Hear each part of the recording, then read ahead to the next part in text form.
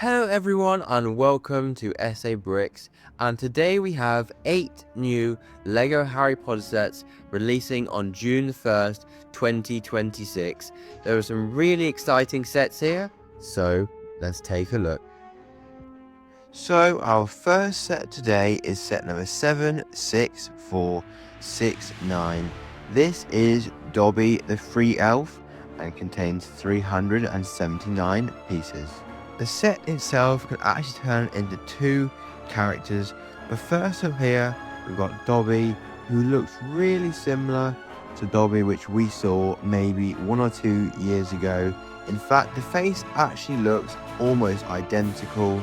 I do like here we have several accessories such as the diary with the sock, a magic effect so Dobby can separate from Privet Drive, a bottle of Skelligro, and also Harry's lamp. I also like his trainers. That's something that wasn't actually in the other one before. He just had bare feet, and that's obviously what we see in Deathly Hallows Part 1. The set can also be transformed into creature, the Black Family House Elf, which does actually look really cool. I think they've actually nailed the shape here of creature with the kind of bent back and more droopy face. He has an accessory of Salazar Slytherin's locket, which looks again really nice. Some kind of fork. I'm not actually 100% sure what this is, but the actual build does look really good.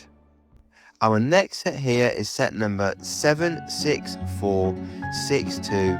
This is the Hogwarts House Crest.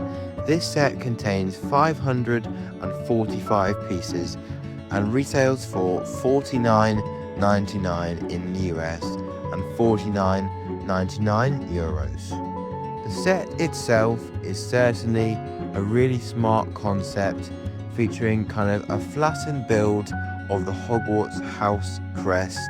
It does certainly look quite well built and is definitely made for children. That's one problem that I'd say it might not appeal to me, because it does seem almost too simplistic. As a UCS set, this would look really cool, I think, kind of around £100, and it doesn't look like we have any feature of being able to hang it up on the wall like the house banners which we saw a few years ago. One cool feature we have in this set is that there are 4 secret panels hidden inside the actual house icons, which can reveal 4 of the kind of icons of the house. We have the Sword of Gryffindor, Rowena Ravenclaw's diadem, Helga Hufflepuff's cup, and the Slytherin locket. These do look really cool. I will say this was the absolute perfect opportunity to make a new mold for the diadem or the cup. That would have been really cool to see. However, we do of course have the Godric Gryffindor sword mold. Moving on to our first playset of the wave, we have set number 76475, Forbidden Forest Expecto Patronum. This set contains 244 pieces and retails for $34.99 in the US and €29.99. The set contains 4 minifigures, 2 Dementors which have new torso and face designs, and also Sirius and Harry. I believe Harry is the same one which had appeared in Privet Drive the Night Bus, but I do quite like this new Sirius black minifigure and how the robes are done in this light navy blue colour. I do really enjoy how in recent years they've really tried to make the whole Harry Potter theme really colourful and bright, which makes all the sets look amazing. The set also includes, obviously, possibly the most famous Patronus from the movies, Harry's Stag Patronus, 2 trees and 2 stands for the Dementors, which almost acts as play features. Obviously it's in this kind of dark blue and purple colour scheme, which we've seen in this newer Dark Forest system, which does look really nice. I think this set is unbelievably similar to the one which we saw a few years ago back in 2019, the exact same minifigure count, 2 trees, so basically an exact remake, just done in this new colour scheme and style. One of the lifestyle photos here shows Sirius Black being attacked by the Dementors, and I love his secondary face, which shows his soul leaving his body. Then we have set number 76474. This is the Hogwarts herbology plant set containing 817 pieces. Now when I first heard about this set being rumoured, I thought it was going to be a botanical collection spin-off, similar to how we see Brickhead sets theme specific IPs. However, it seems to be more of a playset type model. The set contains 3 main types of plants. Of course, we have the Mandrake. Now this is obviously expected from a set like this. However, a few years ago we did have an amazing brick-built Mandrake, so this kind of doesn't feel as amazing. Then we have the Mimbless Mimbletonia. This is absolutely perfect and looks exactly like it did in the movie. And finally, we have the Fanged Geranium. I believe this appeared in the Chamber of Secrets book, but I'm not 100% sure. A feature which is really cool about this and definitely makes it into a playset is there are 2 dials on the back which make the Mimbless Mimbletonia's kind of stems move around, and also the Fanged Geranium's mouths open and close. This is a really nice play feature and makes absolute perfect sense for a set like this. Now for a really exciting set, we have set number 76471. This is Knockturn Alley Wizarding Shops. This set retails for $99.99 in the US, $89.99 in the UK, and €99.99. Now for me, I've actually never bought any of these Diagon Alley playsets, as I have the D2C Diagon Alley and Gringotts Bank released a few years ago. However, this may be an exception because both these buildings actually didn't appear in those 2 sets. We have Potage's Cauldron Shop, which didn't appear in Diagon Alley, and also Borgin and Burke's and the entrance to Knockturn Alley. As well as this, the set contains 8 amazing minifigures. We have Ron Weasley with his dog Patronus, which is a really cool new mould. Harry Potter, there's nothing new here. Then we have Madame Potage, who I don't think was ever a character featured in the books or movies, but it just makes sense to be included in the set. Hermione, who's got a new torso design, which looks really similar to the torso which we see, of course, in the movies. Narcissa Malfoy, who's almost the exact same thing, who appeared in Malfoy Manor. Draco Malfoy, who's appeared in Malfoy Manor and Hogsmeade Village.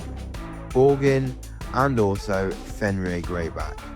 I really like this Fenrir Greyback minifigure, who has the slightly darker skin tone and also the hairpiece which appeared in the X-Mansion set from a few years ago.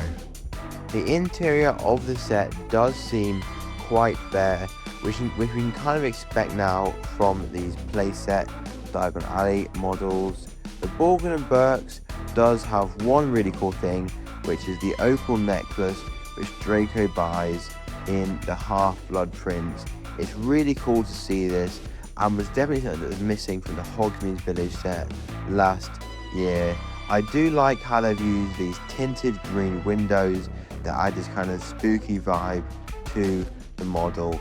And we also have the vanishing cabinet with Draco's apple. In Potage's Cauldron Shop, we have a play feature with a cauldron with a moving stirring spoon, and also a small office area at the top.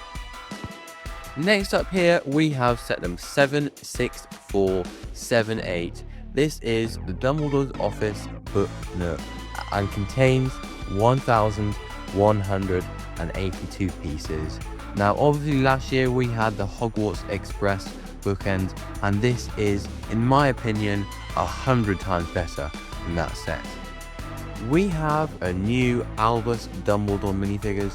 One thing I will say is this is our 5th or 6th now Dumbledore in the past 2 or 3 years. which is kind of crazy to see. But it is a really nice new minifigure. Then we have the normal Harry, who's appeared in several sets over the years. I love Harry and accessory of Tom Riddle's diary. I believe it's a new print. And of course we also have Fawkes the Phoenix. Now, as the Dumbledore's office, it has appeared in several sets over the years. But for me, they've always been quite disappointing, as they're always kind of squished into tiny rooms. The last example which we saw was in the main tower last year, which probably was at that point our best representation. But this is just so much better in every way possible. Obviously, it's so much bigger than anything we've ever seen for his office. We have the full back balcony with telescope and the stairs, which looks absolutely amazing. And the walls are covered in portraits. In terms of actual details from the movie, we have the pensive in the corner, like we see in the Goblet of Fire. And then we have Dumbledore's desk. Now, the actual shape of this desk is exactly like how it was in the Chamber of Secrets. It's been made absolutely perfectly. Even the chair looks absolutely amazing. And hopefully we have a small back room area. I can't really tell, but in terms of the actual accuracy, it is absolutely perfect. Next up here we have set number 76477. This is Norbert, Hagrid's baby dragon, containing 482 pieces. Now the model itself is certainly really accurate to Norbert, which we see in the Philosopher's Stone. They've really nailed all of his details here. I love the big wing pieces, and overall a really accurate model. A set like this would go absolutely perfectly with models like Hogwarts icons or the Cornish Pixie released last year, and it's kind of in this life-size scale, which I think is actually a really good idea for a set this size. Now for the biggest set of the wave, we have set number 76473, Hogwarts Castle East Wing, containing 2,164 pieces. Now this is our third large expansion to the Hogwarts Castle system, and as we've received this set, this kind of makes the whole model look similar to the 2018 miniature scale Hogwarts Castle, but hopefully we continue to get more sets in the future. The set contains 14 minifigures, which is an absolutely insane count for a set of this size. First up here we have Hermione, who actually has a new face design. One side is just showing a simple smile, and the second side is showing the cat Hermione. Now, as good as this is, we actually saw a new mold made for the cat Hermione back in 2021, which is obviously much better, but this is just about okay. Then we have Moaning Myrtle done in this black and white colour scheme, like we've seen with all the ghosts in this new Hogwarts system. She looks really good, but not too different from other Moaning Myrtle minifigures we have seen in the past. Then we have Lee Jordan, who appeared in one set a few years ago, but this hairpiece works absolutely perfect for him, and I'm really glad that LEGO realised that. Next up we have Tom Riddle, who uses a slightly newer hairpiece. Now I do like his face design. One side shows kind of an angry smile, and the other side shows the him actually tearing apart as Harry stabs the book with the basilisk fan. This is a really cool idea and makes perfect sense to have in this set. Then we have Albus Filch, who did appear in the Owlery, but now he has leg printing, which looks really, really good. And then we have Ron Weasley, who may look like a normal Ron minifigure, but he has a secondary face to turn him into Crabbe, which looks absolutely amazing. Obviously, this is a very similar feature to what we saw again in the Polyjuice Potion set back in 2021. Then we have Draco Malfoy, who's the same minifigure that appeared in the set in January, and then possibly one of the best minifigures in the set, we have the Bloody Baron, and again, like Moaning Myrtle, he's done in his black and white colour scheme. Then we have Harry Potter, whose secondary face can turn him into Goyle, again, just like the Polyjuice Potion set, and we also have a new expression for Harry here.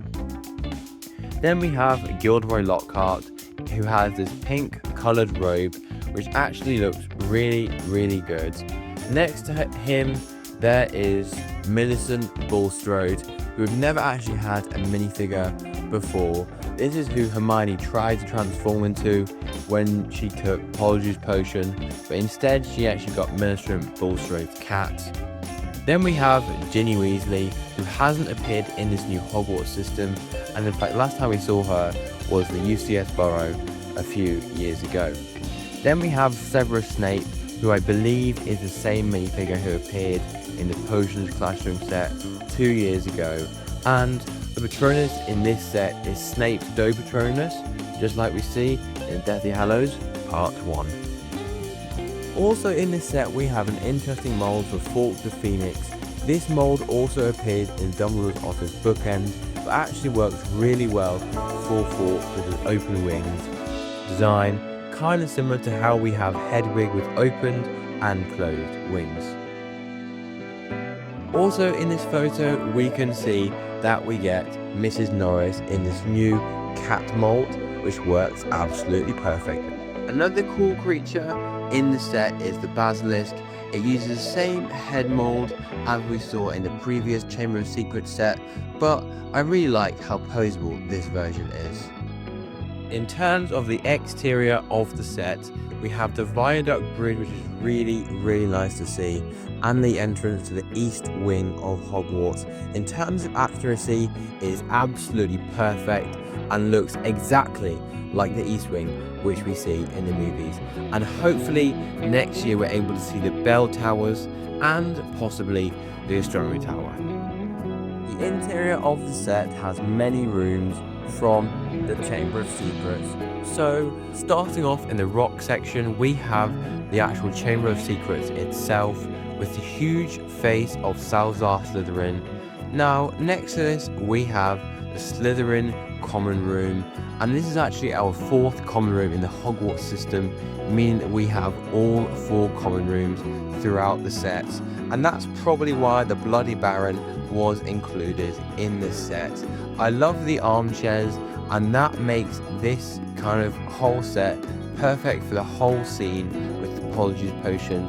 Then moving up to the actual first floor of the model, we have kind of an entrance hall, and this leads into 2 rooms. The first one on the left is the girls' bathroom, and what's really cool to see is the sink can actually move backwards, which leads to a slide down to the Chamber of Secrets in the rock section. We saw a similar play feature in the sand green roofed Hogwarts castle system. Then on the right hand side we have a simple corridor area. What's really nice to see here is there's actually a suit of armour in the centre, which looks really nice. There's also on the wall the writing about the Chamber of Secrets being opened, which if you ask me is slightly gruesome, but is obviously really nice to see. You can also stick Mrs. Norris up on the wall, which is a really cool idea. Moving up to the top floor of the model, there's 2 staircases which lead up into the Hogwarts library. The first part on the left is the restricted section. Hopefully we have the streaming book, and on the right we have the normal area of the library, just like we see in the Philosopher's Stone. One specific feature I really like about this set is it actually has this tiny bridge here which can help connect it to the main tower set. This just makes the whole model way more accurate and really makes the whole Hogwarts castle look absolutely amazing. And with that, there is the 8 sets releasing on June the 1st for LEGO Harry Potter. For me, my personal favourite is definitely either Dumbledore's office book nook or the East Wing. I'm so excited to combine that with the existing Great Hall and main tower sets. But anyway, let me know which one of the sets is your favourite in the comments. Thank you so much for watching. Don't forget to like and subscribe. I'll see you very soon.